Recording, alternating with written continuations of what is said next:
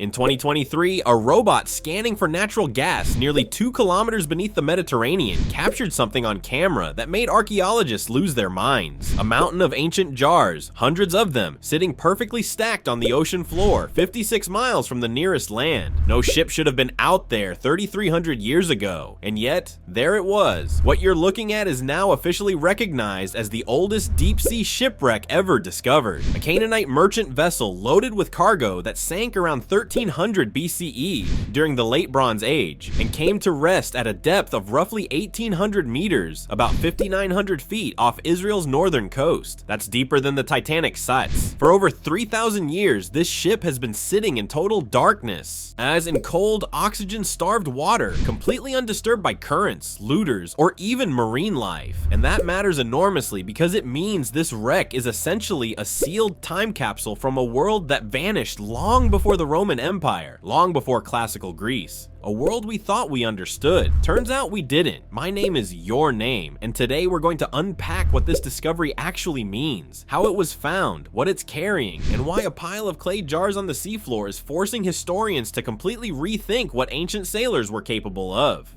Let's get into it. So here's the first twist. This shipwreck was not found by archaeologists. It wasn't found by treasure hunters. Or it was found by an energy company called Energean, a London-based outfit that explores and develops offshore natural gas fields in the eastern Mediterranean, specifically around the Levantine Basin near Israel. In 2023, Energean was conducting a routine subsea survey near one of their exploration zones, an area tied to what's known as the Katlan gas prospect. They were running sonar sweeps and deploying a remotely operated vehicle, or ROV, to map the seafloor topography before drilling, standard procedure. And then the ROV cameras picked up something bizarre. Sitting on the flat, featureless ocean floor at 1,800 meters depth was a large, unmistakable mound of ceramic vessels, what looked like a massive pile of jugs just heaped on the seabed in neat rows and clusters.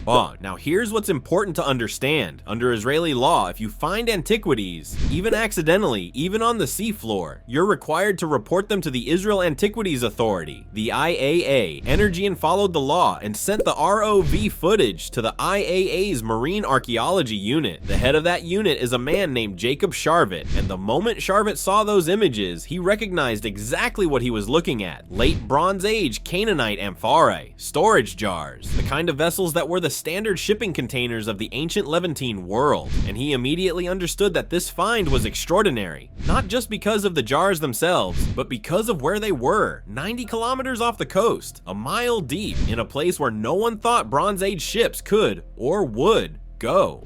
Energean and the IAA then partnered on a dedicated recovery mission, deploying from the vessel Energean Star. They used the same industrial ROV, but this time equipped with a specially designed mechanical tool, essentially a delicate robotic gripper, capable of plucking individual amphorae off the mound without collapsing the pile or disturbing the broader assemblage. And here's the discipline that separates real archaeology from Hollywood. They only recovered 2 jars. 2 out of hundreds visible on the seabed. The rest of the cargo, the entire mound, was deliberately left untouched, in place, until a full excavation strategy can be developed. That restraint tells you how seriously archaeologists take the context of a find. It's not about grabbing artifacts, it's about preserving the information locked inside the arrangement. Those 2 amphorae were analyzed by the IAA and dated to approximately 1300 BCE, putting this wreck solidly in the Late Bronze Age, making it roughly 3,300 to 3,400 years old. The jars themselves are classic Canaanite storage vessels, the kind produced in port cities along what is now modern-day Israel, Palestine, Lebanon, and parts of Syria. During this era, Canaanite cities were major nodes in a vast international trade network that connected Egypt, Mesopotamia, Anatolia, Cyprus, and the Aegean. Now, we don't know yet exactly what was inside these jars. The contents haven't been fully analyzed, but from comparable Canaanite amphorae found at other sites, at ports, at inland cities, on other wrecks, we know these vessels typically carried wine, olive oil, resins, perfumed oils, and various agricultural products. These were the high-value trade goods of the Bronze Age Mediterranean, and this ship was almost certainly hauling a commercial cargo between Levantine ports and destinations further west. The sheer number of intact jars visible on the seabed, stacked in organized rows, tells us something else too. This ship went down fast. The cargo didn't scatter. It didn't slowly tumble apart as the hull deteriorated over years of drifting. The vessel sank rapidly and the cargo hit the bottom essentially as it was loaded. That's a detail we'll come back to. Now let's talk about why Jacob Sharvett called this discovery history-changing. And it comes down to one thing, the location. 90 kilometers off the coast. That's about 56 miles from land. At that distance in every direction, you see nothing but open water and horizon. No coastline, no landmarks, no islands to hop between. You are in the deep open Mediterranean, and that was supposed to be impossible for this period. See, the dominant model for late Bronze Age seafaring has been what scholars call coastal tramping or cabotage. The idea is that ancient merchant vessels hugged the shoreline, moving cautiously from port to port, always staying within visual range of land. They navigated by landmarks, headlands, mountains, river mouths, and they put into shore every night. The reasoning was straightforward. These were small wooden ships, maybe 12 to 14 meters long, crewed by 4 to 6 sailors, with no compass, no charts, no sextant. How could they possibly navigate open water? This wreck answers that question.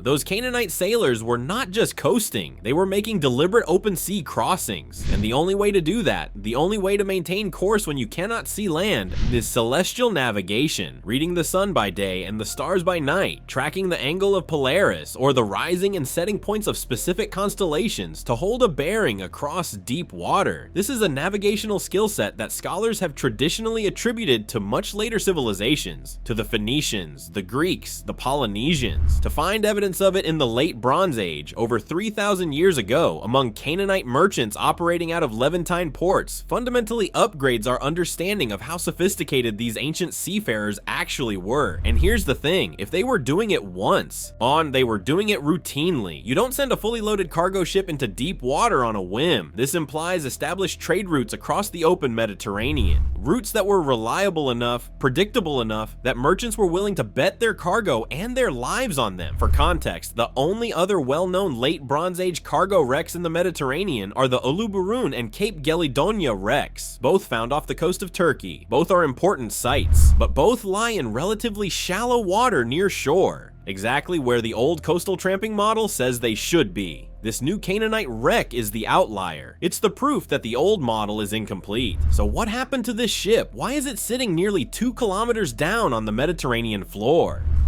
The Israel Antiquities Authority has floated several theories, though the exact cause remains unknown. The leading candidate is a sudden storm. The Eastern Mediterranean is notorious for fast developing weather, especially during the transitional seasons. A violent squall could have overwhelmed a small wooden vessel in open water with no shelter in sight. The evidence on the seabed actually supports this. Remember, the cargo is tightly packed, undisturbed, still organized in rows. There's no sign that the crew tried to jettison cargo to lighten the ship, which was the ancient mariner's last resort survival tactic. That suggests the crew had no time to react. Whatever hit them, it was sudden and catastrophic. Another possibility Sharvett has raised is structural failure. Perhaps a leak in the bitumen seal that waterproofed the wooden hull. Canaanite shipbuilders used natural bitumen, a tar-like substance, to caulk the seams of their vessels. If that seal failed far from shore in rough water, the ship could have taken on water faster than the crew could bail. And then there's a third theory, a hostile encounter at sea. The late Bronze Age was not a peaceful era. Maritime raiding, what we'd call piracy, was endemic in the Eastern Mediterranean. The Sea Peoples, a coalition of raiders who would eventually destabilize entire civilizations at the end of the Bronze Age, were active during roughly this period. A small, heavily laden merchant ship would have been a tempting target. We may never know the true cause.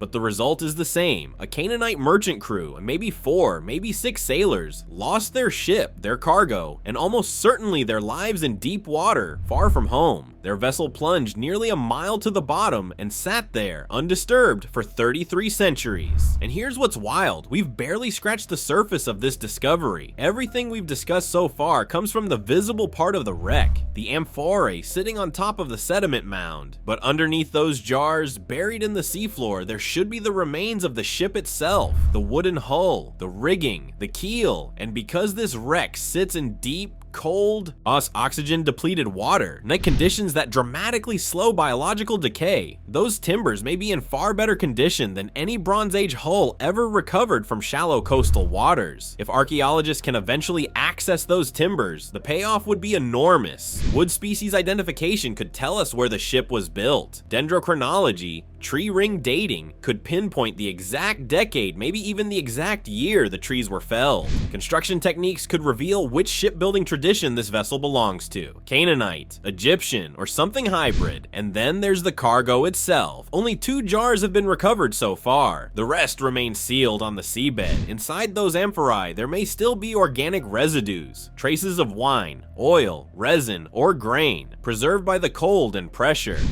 Modern biochemical analysis, including ancient DNA extraction, could tell us exactly what this ship was carrying, where those goods originated, and where they were headed. That's not just archaeology, that's a molecular map of late Bronze Age international trade. And then there's the biggest implication of all. This wreck was found by accident. It showed up on an energy company's sonar during a routine gas survey. Nobody was looking for it. And if one ship is sitting out there, perfectly preserved in the deep Levantine Basin, how many more are there? The Mediterranean seafloor is vast, and the portions that have been surveyed by high-resolution ROVs represent a tiny fraction of the total area. Every gas field survey, every cable-laying operation, every deep-water mapping project is potentially scanning over ancient wrecks that nobody knows exist. Systematic cooperation between energy companies and marine archaeologists could turn these commercial surveys into the most powerful archaeological prospecting tool ever created. We might be standing at the beginning of an entirely new era